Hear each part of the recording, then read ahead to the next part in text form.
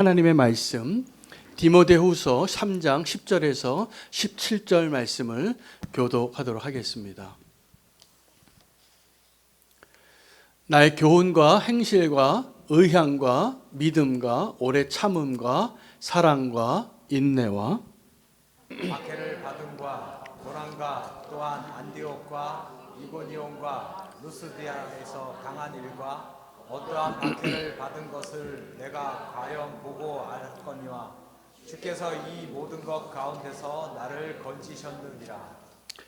무릇 그리스도 예수 안에서 경건하게 살고자 하는 자는 박해를 받으리라. 악한 사람들과 속이는 자들은 더욱 악하여져서 속이기를 하고 속기도 하나니 그러나 너는 배우고 확신한 일에 거하라.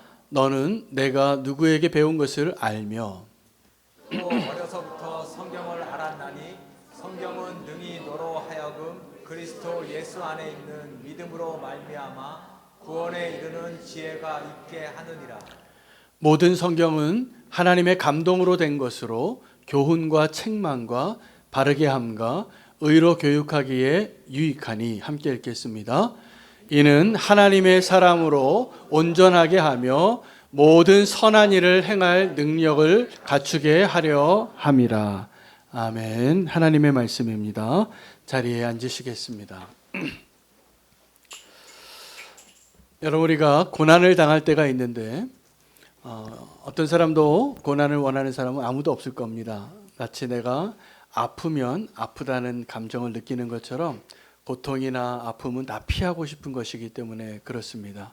아주 본능적인 반응이 나오는 것이죠. 근데 우리가 예수님을 믿게 되면 이 고난이라는 실체를 피할 수 없다는 것이 성경의 가르침입니다. 그래서 우리가 예수님 믿는다고 하고 예수 믿으라고 권할 때 예수님 믿으면 복 받아요. 근데 그 복을 오해하면서 가르치면 안 됩니다. 사실은 예수님 믿으면 저는 지금 정확하게 다시 한번 말씀드리겠습니다. 예수님 믿으면 고난을 당하실 겁니다. 그래도 믿으시겠습니까? 네? 자, 아멘이 안 되시죠? 우리가 원치 않기 때문이죠. 고난을 원치 않지만 사실은 성도에게는 고난의 유익이 많기 때문에 하나님께서 모든 성도들에게 고난을 허락하시고 계십니다. 이전에 있던 성도들에게도 그러셨고 지금 믿고 있는 저와 여러분에게도 우리 믿음의 여정 가운데 고난이 있을 것입니다.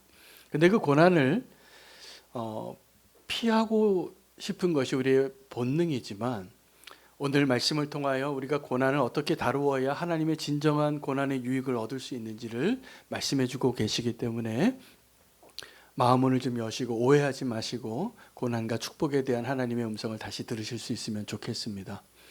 여러분, 고난이라는 단어와 박해라는 단어가 있을 때 어떤 단어가 조금 더 어려워 보이십니까?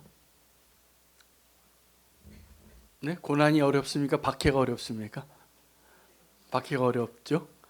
예, 무슨 뜻인지 정확하게 우리가 비교해 보진 않았지만 어감이 벌써 박해받는다 그러면 우리가 피할 곳이 없고 쫓기고 짓밟히고 완전히 쓰러뜨리기까지 나를 쫓아오는 어떤 누군가가 있을 때 우리가 박해받는다 이렇게 말하거든요. 내가 상대할 힘이 없는 거죠. 그런데 제가 오늘 설교를 준비하면서 박해라는 단어의 뜻을 원어를 의미를 찾아보니까 큰 차이를 발견했는데 박해라는 원래의 의미는 더 심각하지 않습니다. 박해는 누군가를 쫓는다라는 뜻이에요. 고난은 우리가 지금 앞에 장애물이 있고 우리가 감당할 수 없는 어려움들을 이야기하는데 박해는 우리가 그 방향을 잘 설정만 하면 고난보다 훨씬 유익이 많고 훨씬 감당하기 쉬운 어떠한 내용인 것이죠. 우리가 고난을 당하고 박해를 당할 때 우리의 반응은 어떤 것이냐면 다 피하고 싶습니다. 본능적으로 이렇게 뭐가 떨어지면 이렇게 딱 피하는 것처럼 누가 나에게 이렇게 주먹을 날린 것 같으면 이렇게 좀 딱 피하고 싶은 것처럼 고난을 그렇게 대하는 것이죠. 아마 대부분의 사람들이 고난을 대할 때 그렇게 비슷하게 반응할 겁니다. 여러분, 그런데 그 고난을 향하여 우리가 피하는 것이 본능적인데 이 피하는 그 방식과 장소가 두 종류가 있습니다. 그 고난이 다가오고 위험이 다가오고 박해가 다가올 때 내가 준비한 피할 길이 있어요. 또 하나는 하나님이 마련해 놓으신 피할 길이 있습니다. 여러분, 고난 앞에서 또 박해받는 그 순간에, 어떤 시련의 순간에 내가 준비한 피할 길로 가셨습니까? 아니면 하나님이 준비하신 피할 길로 가셨습니까? 많은 경우에 저의 경험에 의하면 하나님이 마련해 놓으신 그 피할 길로 가기 전에 내가 찾고 내가 발견하고 내가 준비해 놓은 피할 곳으로 간 적이 훨씬 많았습니다. 그래서 고난의 유익을 얻지 못하는 겁니다. 그래서 고난이, 그리스도인의 삶 가운데 고난이라고 하면 벌써 치가 떨려요. 여기 와서 왜 이렇게 부담스러운 얘기를 하시나, 저 목사님이. 이런 얘기를 제가 들어요. 근데 그 차이를 말씀드릴게요. 여러분, 우리가 예수 그리스도를 믿으면 왜 고난이 당연하게 여겨지냐면, 오늘 성경 말씀에 누구든지 그리스도 안에서 경건하게 살고자 하는 자는 박해를 받으리라. 이게 성경 말씀이에요. 여러분, 그 말씀을 피하실 수 없습니다. 근데 그 박해 받을 때 우리는 그 피난처를 내 방식으로 내가 준비한 그 피할 곳으로 늘 피해 왔기 때문에 하나님이 마련해 주신 피난처를 경험해 보지 못하고 신앙생활을 오래 하신 분들이 너무 많아요.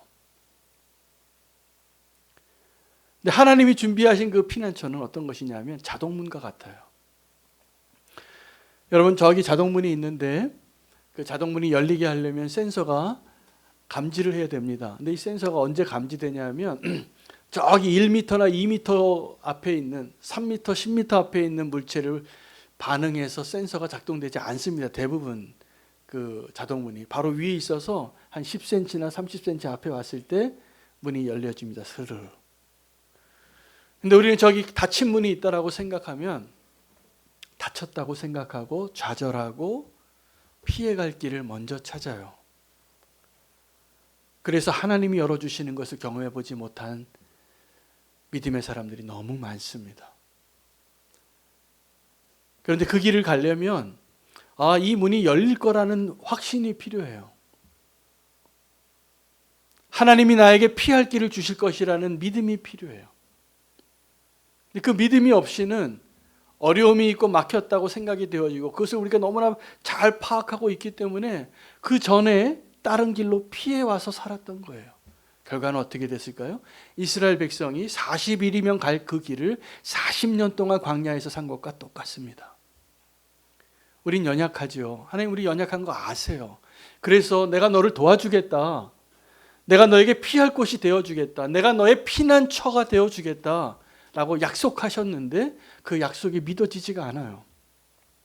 믿는다고 하면서 주님과 함께 광야의 길을 걸어가면서 계속 내가 마련한 피난처로 걸어왔던 사람들은 하나님이 마련해 놓으신 피난처를 발견해 보지 못한 사람입니다. 여러분, 성도에게 있어서 정말 안전지대는 어디냐 하면 내가 그 위험을 피하여 내가 안전한 곳을 찾아가는 것이 아니라 고난과 핍박을 흔들림 없는 믿음으로 그 길을 돌파할 수 있을 때 우리가 안전합니다. 마치 한 번 포탄이 떨어진 자리에는 다시 포탄이 떨어질 확률이 아주 희박한 것처럼 우리가 어떤 고난 앞에 그 고난을 한번 경험하고 통과하고 주님과 함께 주님이 마련해 놓으신 그 피난처의 그 경험을 해본 사람은 하나님이 나를 도우시는구나 이걸 알아요. 오늘 그 축복이 저와 여러분 가운데 있기를 원합니다. 그래서 박해를 받게 되면 여러분, 박해는 이 세상과 다른 방향으로 사는 것을 의미합니다. 근데 우리가 그리스도 안에서 주님이 원하시는 모습으로 살려고 작정하고 이게 믿음인데 우리의 믿음이 온전할 때에는 이러한 난관과 부딪힘이 당연히 예상되어지죠. 여러분, 고난은, 박해는 기독교 역사만 봐도 정말 부흥의 원인이 됐던 거 아십니까? 예수를 믿지 말라고 박해하던 그 시절을 겪을 때마다 기독교는 부흥을 경험했습니다. 근데 이제 예수님 믿는 것이 박해가 아니라 특권이 되기 시작하면 나에게 내 커리어에 도움이 되고 내 마음의 위로가 되어지는, 여러분 이게 복음 아닌 거 아셔야 돼요. 나를 위로하는 복음이 아니에요. 나를 위로하는 복음이 아니라 나를 살리는 게 복음이에요. 자꾸 복음 듣고 위로받고 싶어 하시더라고요. 위로하고 싶어요, 저도. 근데 그 위로는 괜찮다고 이 문제와 아픔을 그냥 쓰다듬어 주는 것이 위로가 아니라 정말 손잡고 그 고난과 박해 앞에서 믿음으로 끝까지 주님이 일하시는 그 순간까지 버텨낼 수 있는 믿음을 소유하는 것이 우리를 위로할 것입니다. 지금 저와 여러분은 별로 박해 시대에 살고 있지 않습니다. 솔직히 말해서. 제가 교회 역사를 보니까 지금 우리는 너무나 편안한 시대에 살고 형통한 시대에 살기 때문에 우리의 믿음이 위험해요. 여러분 이거 깨어 있어야 되셔요. 지금 저와 여러분의 위험이 정말 위험한 때를 삽니다. 먹고 살만하면 예수님을 잘 믿을 것 같다라고 생각하는데 그렇지 않더라는 거죠.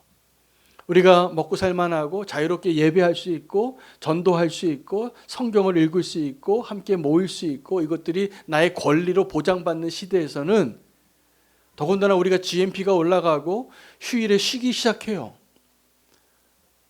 그러면 하나님을 더 예배하고 하나님께로 찾아오는 것이 더 어려워져요. 어떻게 되냐 하면 등 뜨시고 배부르면 하나님을 더 사랑하지 않더라고요. 다른 것을 쫓게 되더라고요. 뭐 이것도 하나님의 축복의 일부분이니까 누려도 되겠죠. 저는 그래서 어디 여행 갔다 오고 휴가 갔다 오시는 성도님들 계시면 제가 기도해요. 잘 놀고 오시라고. 진짜로. 근데 그것은 잠깐이죠. 근데 정말 우리에게 축복은 뭐냐 하면 우리의 믿음이 그 세상의 가치관과 그 세속에 물들어져 가는 것을 깨어서 분별할 줄 알고 정말 주님을 사랑하는 그 믿음으로 사는 것이 축복이에요. 지금 이 시대에 제가 이런 설교하면 별로 안 좋아하실 것 같아요. 알아요. 그런데 이 말씀이 정말 우리 시대에 정말 필요한 말씀이에요.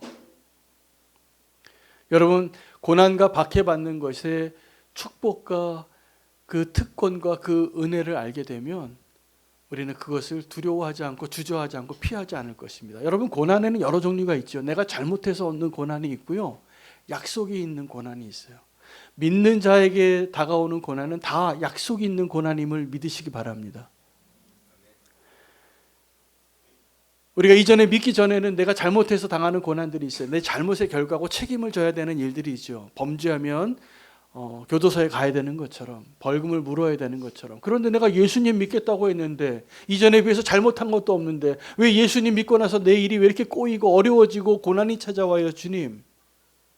이런 기도 많이 해보셨을 겁니다. 그것은 약속 있는 고난에 대한 이해가 없어서 그래요. 그 고난은 반드시 하나님께서 약속을 주신 고난이기 때문에 하나님이 개입하실 거고 그 문을 열어주실 거고 도와주실 것이라고 믿으셔도 됩니다. 내가 피할 길을 찾지만 않는다면.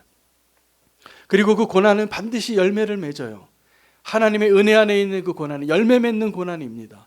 여러분 고난당하는 교회들이 다 그때 당시에는 사라질 줄 알았어요. 박해하던 사람들이 이 세상의 권력들이 교회를 박해할 때 내가 이들을 이 땅에서 싹쓸이하고 없애버리겠다고 철권을 휘둘렀는데 교회는 그렇게 사라지지 않았습니다.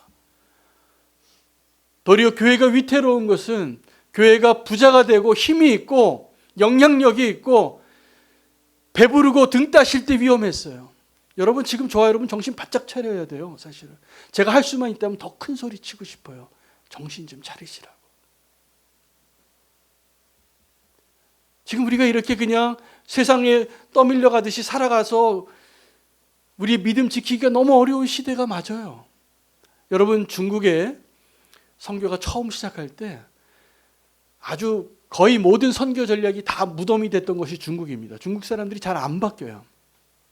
그래서 여러분 라이스 크리스찬이라는 얘기 들어보셨나요? 이 라이스 크리스찬은 중국 선교에 실패한 어떤 한 현상을 의미한 거예요. 선교사들이 교회를 세우고 전도했는데 잘 안 와요. 근데 이 사람들이 쌀 주니까 오는 거예요. 그래서 쌀 주는 성도로 막 가득 채웠어요. 성경금이 막 몰려가지고 후원금이 많아서 이 중국 교회를 라이스 크리스찬으로 채웠었던 시절이 있어요. 근데 그 사람들이 믿음이 없었기 때문에 고난이 오고 핍박이 오니까 정부가 박해하니까 다 사라져요. 이 외세 세력을 상징하는 기독교가 중국을 위협하게 되니까 중국 정부는 기독교를 박해한 정책을 피게 됩니다. 전쟁도 하고 아편 전쟁도 하고. 여러분, 근데 중국 선교 역사 가운데 가장 큰 부흥이 언제 있었냐면 마오쩌둥 시대예요. 근데 그때 문화혁명이 일어나고 그 중국 안에 있는 모든 교회를 문 닫게 하고 성경책을 불태우고 선교사를 다 추방하고 성도들을 다 학살했습니다. 그리고 청소를 딱 끝내고 나서 중국 정부가 선언했어요. 우리 중국에는 이제 기독교가 없다. 정말로 실제로 그렇게 했기 때문에 기독교가 다시 시작할 여지를 안 남겼기 때문에. 그런데 25년이 지나고 나서 정권이 바뀌고 중국이 경제 정책을 바꾸었거든요. 그래서 개방이 시작이 되어지고 깜짝 놀랐어요. 이 철쭉으로 막아놨던 공산권 시대에 기독교를 싹 다 전멸시켰는데 문을 열고 보니까 교회 역사상 가장 빠른 시간에 가장 많은 그리스도인이 존재하는 나라가 중국이 됐습니다. 8억에서 10억 정도의 크리스찬이 있어요. 그래서 이 8억이 10억이 아니라 1억에서 2억 정도의 한 나라에 그 중국에 그런 많은 그리스도인이 생기게 되니까 중국 정부가 어떻게 했냐면 다시 탄압을 시작합니다. 그때 그 탄압을 시작한 사람이 지금 정권을 잡고 있는 시진핑이라는 사람이에요. 이 사람도 조금 있으면 하나님 어떻게 그 정권의 마지막이 다가오겠지만 저는 시진핑께 감사해요. 중국 교회를 박해해줘서. 이 시진핑 시대 때 중국 교회는 대형 교회로 갈 수 있는 기회를 얻었습니다. 그래서 그 중국 지도자들이 한국 교회에 찾아와서 배웠어요. 한국 교회 대형 교회가 되는 비결이 뭔가, 건물을 어느 정도 사이즈를 세워야 되고 어떤 훈련 프로그램을 돌려야 되고 어떤 제자 훈련을 해야 되는가 다 배워갔는데 그 사람들이 돌아가자마자 박해가 시작합니다. 그래서 중국에서 선교사들이 추방을 당하고 중국의 그 삼자교회 교회 지도자들이 감옥에 들어가겠는데 어떻게 감옥에 들어가냐면 그 사람들이 정말 그런 잘못을 저지르지 않았는데 누명을 씌워서 옥에 갇혀요. 이 사람이 돈을 횡령했다, 뭐 여자 문제가 있다, 이런 구실을 거짓 증인을 세워가지고 다 투옥시킵니다. 지도자는 다 감옥에 들어가고 건물은 다 무너지고 선교사는 추방되어지고 그리고 그건 막 부흥의 시기를 막 맛보았던 이 중국 교회가 갑자기 선회했어요. 우리 정말 위기다라고 생각했는데 지금 중국에서 추방된 선교사님이 어떤 고백을 하냐 하면 하나님께 감사하대요. 지금 중국 교회는 대형 교회가 될 수 있는 그 길이 막혀서 지금 6명 단위의 교회로 다 흩어졌습니다. 아마 20년 후에 중국 교회 또 다른 부흥을 우리는 열매로 보게 될 것이라 저는 믿습니다. 너무 감사해요. 뭐가 감사하냐면 중국 교회가 한국 교회 안 따라가서. 여러분, 우리는 지금 한국 교회가 얼마나 위태롭고 위험한 상황 가운데 우리가 신앙생활 하는지를 조금 아셔야 돼요. 우리가 꿈꾸는 신앙생활, 우리가 꿈꾸는 교회의 모습이 높은 건물이 세워지고 많은 사람의 숫자가 세워지고 채워지고 주여 주여 하는 자가 많은 것으로 그것이 우리의 꿈이 되지 마시기를 축복합니다. 정말 예수 그리스도를 믿는 믿음으로 서시기를 바랍니다.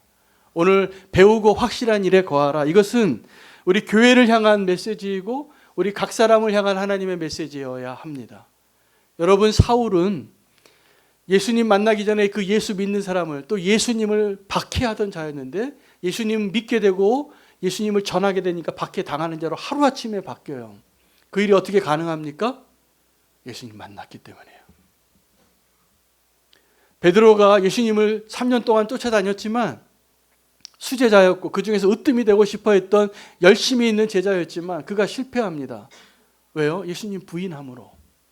근데 그 베드로를 회복시켜 주시고 예수님께서 그 베드로에게 예언을 하시는데 너는 이제부터 고난의 길이 시작이 될 거야.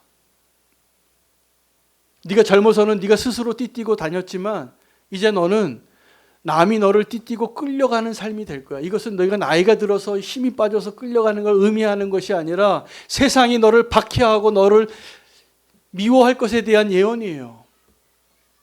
여러분, 근데 이것이 축복인 것을 아셔야 됩니다. 우리가 예수 믿고 지금도 기도하는 그 기도의 제목이 이 땅에서 잘 먹고 잘 사는 것에 있다는 것은 굉장히 위험한 겁니다.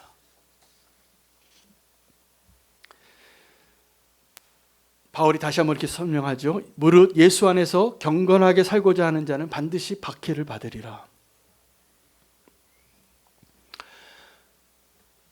저는 오늘 이 말씀으로 저와 여러분이 우리는 교회 모든 성도님들이 지금 이 시대에 믿음으로 살기 위한 훈련된 군사가 됐으면 좋겠어요.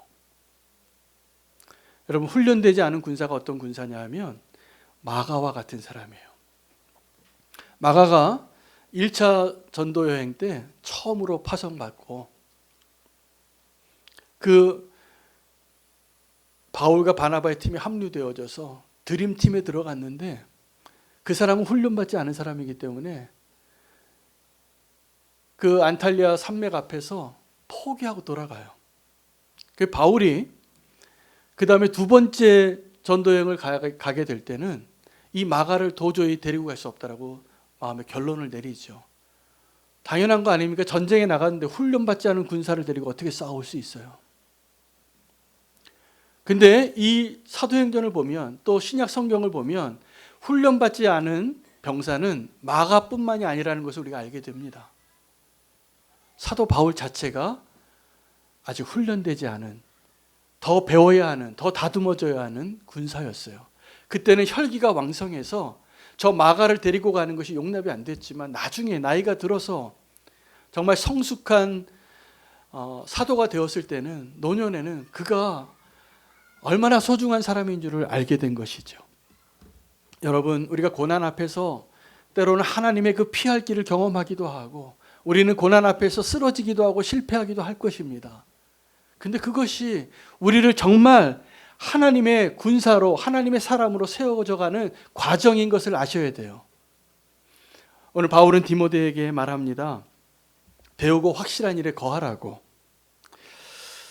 이 배우고 확실한 일에 거하라고 말할 때 바울은 이 디모데와 전혀 다른 배경에서 동역하게 된 하나님이 택한 사람이라는 것을 우리가 이해해야 됩니다. 바울은 예수님을 또 예수님 믿는 사람들을 박해하던 자가 다메섹 도상에서 아주 급격한 변화를 체험했던 하나님의 사람이라면 이 디모데는 홈스쿨링한 사람이에요. 3대에 걸쳐서 하나님의 말씀으로 훈련되어진 사람이에요. 그래서 너는 누구에게 배웠는지를 네가 아노니? 라고 말합니다. 여기서 누구에게 배웠는지 누구를 말하는 걸까요? 어머니입니까? 할머니입니까? 아니면 멘토였던 바울입니까? 누구라고 생각하세요? 네, 두 사람만 알겠지만 제가 유추하고 싶은 결론은 그 사람들이 아니라 성령님이세요. 하나님에게 배운 것을 네가 알라. 근데 그 하나님에게 배울 때 하나님이 어떤 사람들을 사용하시냐면 어머니도 사용하시고 할머니도 사용하시고 또 바울과 같은 멘토를 사용하시기도 할 것입니다. 중요한 것은 우리가 하나님의 사람이 될 때 하나님의 말씀으로 세워지는 사람이 되는 유익을 얻는 것입니다. 오늘 디모데는 그 하나님의 말씀으로 세워지는 그 유익을 얻는데 이 누구에게 배우는 것이 성령님이라고 제가 유추하는 이유는 성경을 설명하면서 이렇게 말씀했기 때문이에요. 네가 성경을 아노니 이 성경은 하나님의 감동으로 되어진 것인 걸 네가 안다. 여러분, 성경은 지금 우리가 함께 읽고 있는 이 성경은 기록이 되어질 때 여러 사람이 여러 시대에 여러 다양한 배경으로 쓰여졌지만 성령님이 쓰신 겁니다. 그 사람을 통하여. 여러분 믿으시나요?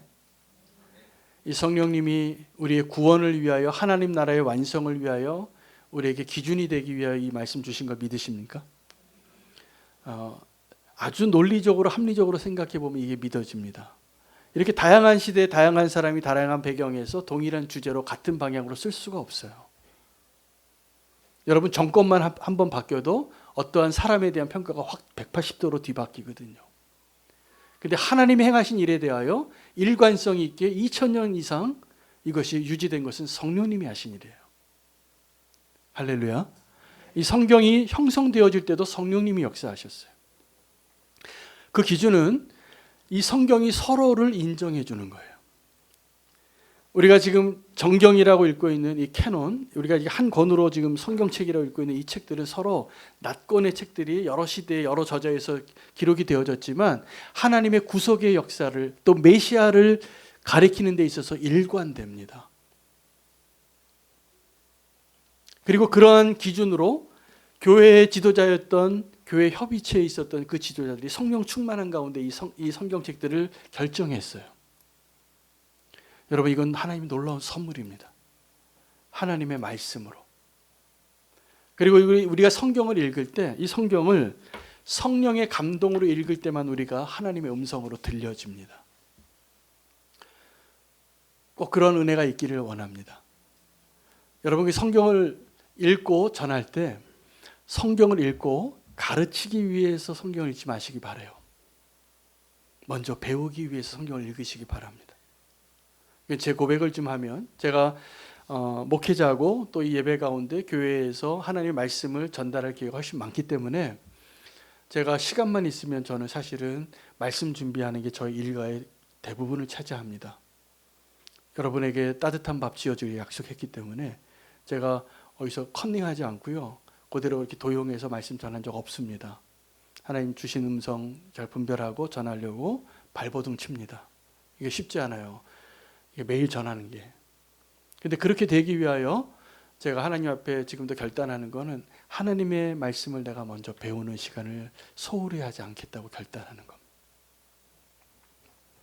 전하려고 그 성경을 읽는 것하고 내가 하나님의 음성을 듣고 하나님께 배우려고 할 때 성경을 읽는 것은 천지 차이입니다.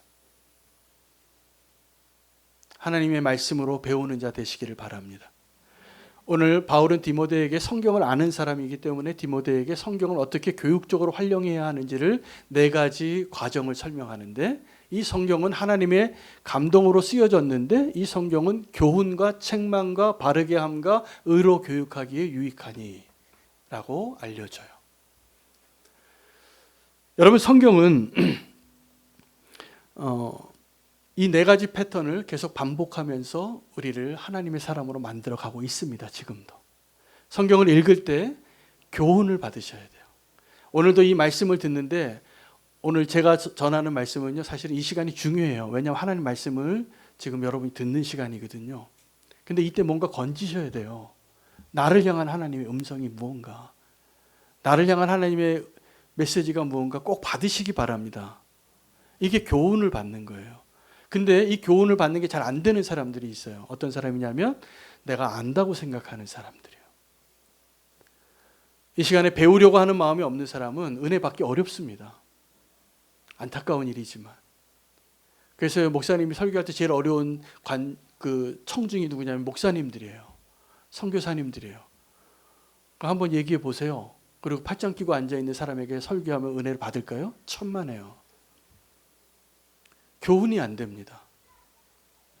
여러분 예배 드릴 때 정말 은혜를 받기를 원하신다면 하나님 앞에 청종하는 마음의 문을 여시기 바라요.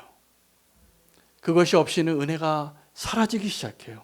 어떠한 이유라도 하나님의 말씀으로 교훈받는 첫 단계, 그 단계 실패하지 마시기 바랍니다. 2번째 단계는 하나님의 말씀이 우리를 책망합니다. 마음 아프죠? 여러분 아주 사랑하는 사람한테도 너무 정답을 들으면 찔려요. 섭섭해요. 제 아내가 저를 굉장히 많이 섭섭하게 합니다. 너무 저를 사랑해서 정답을 너무 자주 얘기하기 때문에 제가 한 번 더 생각하면 다 맞는 말인데 별로 듣고 싶지 않아요. 정답이라. 근데 성경이 그런 거예요. 성경은 우리를 책망합니다. 근데 그 책망이 되어질 수밖에 없는 이유는 우리가 죄인이기 때문이에요. 근데 성경을 읽고 늘 우리가 위로만 받고 기쁘기만을 원하는데 이것은 하나님이 도우시는 그 자리에 아직 나가지 못하는 사람의 증거예요. 내 귀에 좋은 소리만 듣기 원하는 것처럼 위험한 게 없습니다. 하나님의 말씀을 들을 때 하나님 나를 책망하는 것을 기뻐하십시오. 찔리는 것을 기뻐하십시오. 그게 살 길이에요. 두 번째는 찔리고 난 다음에 우리를 바르게 한다는 거예요. 여러분, 우리가 예수님 알기 전에, 하나님 알기 전에 다 어떤 사람들이었냐면 다 자기 소견에 오른 대로 삽니다. 자기 기준을 가지고 있어요. 하나님까지 판단해요. 하나님 이러시면 안 되죠. 하나님 나한테 이러시면 안 되죠. 하나님 이건 안 되, 이러면 안 되잖아요. 이거 공평하지 않잖아요. 여러분, 우리가 알고 있는 하나님의 성품 가운데 하나님은 사랑의 하나님이시고 은혜의 하나님이시고 공평하신 하나님인데 하나님을 향하여 그 공평에 대해서 가장 많이 불평하는 사람이 우리예요. 공평하지 않다고. 내가 공평하지 않게 하나님 은혜를 받은 건 다 잊어버리고 누군가가 나보다 더 많은 혜택을 누리거나 더 좋은 환경에 있으면 그거 불만이에요. 하나님 내게 즉각 대답을 안 해주면 불만이에요. 광야에서 그 불평하던 사람들이 다 먼지가 됐습니다. 여러분 그 교훈을 들으셔야 돼요. 우리가 하나님의 음성을 듣고 교훈을 받고 책망을 받고 바르게 하는 것을 누리는 것이 우리가 하나님의 사람이 되어지는 길인데 그 마지막에 네 번째 단계가 뭐냐면 의로 교육하기에 유익하다고 그래요. 그러니까 하나님이 우리를요 이 말씀으로 구원하시는 것뿐만이 아니라 우리를 하나님의 사람으로 만드실 때 하나님의 말씀을 사용하시는 것입니다. 오늘 그 하나님의 은혜가 저와 여러분 가운데 있기를 원합니다. 하나님의 사람은 그래서 결국 하나님께서 이 네 가지 단계를 보니까 훈련되어진 사람 만들고 교육하시고 교훈할 때 이게 패턴이 보니까 반복되는 패턴이에요. 교훈하죠. 책망하죠. 바르게 하죠. 의로 교육하죠. 근데 또다시 교훈하실 거예요. 여러분 지금 우리의 모습 가운데 하나님 우리를 책망하고 내가 지금 부끄럽고 얼굴이 뜨거워지고 실패하고 좌절하는 것이 축복입니다. 믿으시기 바라요. 하나님 우리를 성장케 하시는데 이 말씀을 사용하시는 거예요. 여러분 모의고사를 치면 빨간 줄이 많은 사람이 본고사를 잘 치는 거예요. 내가 뭘 모르고 뭘 틀린 거를 아는 사람이 이제 정말 본고사를 칠 때는 그 문제를 다시 안 틀려요. 오답 노트가 있으니까. 근데 우리가 하나님의 말씀으로 모의고사를 쳐보지 않고 실패해보지 않고 하나님께 다듬어지지 않은 사람은 정말 시련이 오고 고난이 오고 핍박이 올 때는 서기 어렵습니다. 지금 고난 앞에서 하나님 앞에 예수 그리스도로 거룩하게 살려고 하는 자는 누구든지 이 핍박을 당하리라 이렇게 선언해 놓고 그 대답을 뭘로 이야기하냐면 성경을 읽으라요. 하나님의 성령의 감동으로 되어진 이 성경을 통하여 교훈하시고 책망하시고 바르게 하시고 의로 교육하게 하는 그 일 가운데 우리를 하나님의 사람으로 만들고 계시는 것을 믿으시기 바랍니다. 세상이 감당할 수 없는 믿음은 우리에게 고난이 있는데 그 고난이 약속이 있는 고난이기 때문입니다. 우리에게 고난이 있는데 열매를 맺을 고난이기 때문입니다. 여러분 그 고난이 있는데 내가 마련한 피난길이 아니라 하나님이 마련해 놓으신 그 피할 길을 경험하시기를 축복합니다. 그것처럼 짜릿한 기쁨이 없어요. 주님 나와 함께 하시는구나. 나를 도우시는구나. 그 고난을 통과해 본 사람은 바울처럼 성령님께서 너 이 길로 가면 네가 또다시 감옥에 가게 돼. 네가 또다시 고난을 당하게 돼. 그런데 성령님께서 이 바울에게 왜 여러 번 반복해서 예루살렘에 가면 고난 당할 것을 성령님 통하여 이야기하시냐면 바울이 고난을 통과한 사람이기 때문이에요. 우리에게 그 음성 들려주면 우리는 아마 벌써 도망쳤을 겁니다. 오늘 저와 여러분이 믿음 안에서 마지막 때를 사는 그 믿음이 온전하여지고 하나님과 함께 그 고난을 그 박해를 넉넉히 이겨내는 믿음의 승리자 되시기를 축복합니다. 우리 함께 결단하실까요? 하나님의 부르심에는 후회하심이 없고 또 하나님 실패하지 않으시는 하나님이십니다. 오늘 우리를 통하여서 하나님이 행하실 놀라운 일들을 그 부르심 앞에 믿음으로 반응할 수 있는 저와 여러분 되시면 좋겠습니다.